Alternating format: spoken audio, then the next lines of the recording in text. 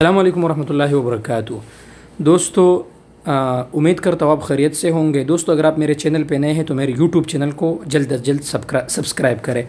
दोस्तों आते हैं जिन दोस्तों को मुखालिफा हुआ था, अभी आप अपना एक मुखालिफा चेक कर सकते हैं बग़ैर किसी अपशेयर अकाउंट और बग़ैर किसी बैंक अकाउंट के। बहुत ही आसान तरीक़ा है दोस्तों, मैं आप लोगों को समझाता हूँ।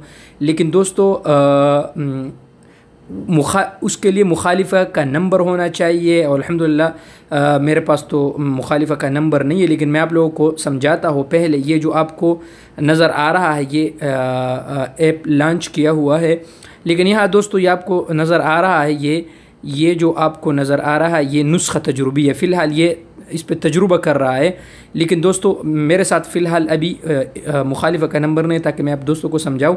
लेकिन चलो दोस्तों अभी आते हैं यहाँ पर।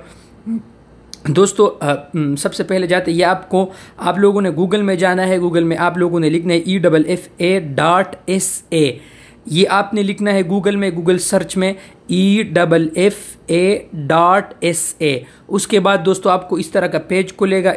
पेज खुलने के बाद दोस्तों आपने यहाँ पर आना है। दोस्तों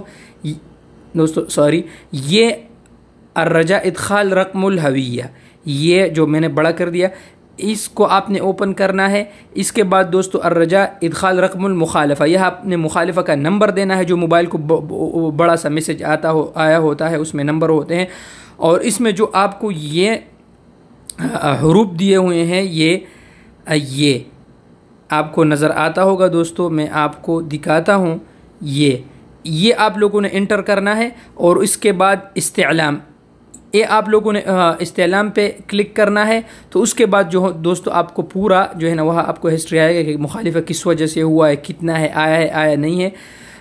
यही तरीक़ा है दोस्तों।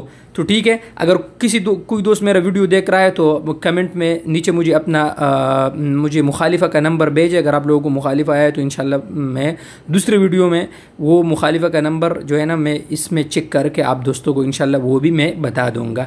बहुत शुक्रिया दोस्तों। अगर आपको वीडियो पसंद आए तो प्लीज़ मेरे यूट्यूब चैनल को भी सब्सक्राइब कीजिएगा और दोस्तों के साथ भी शेयर कीजिएगा। शुक्रिया।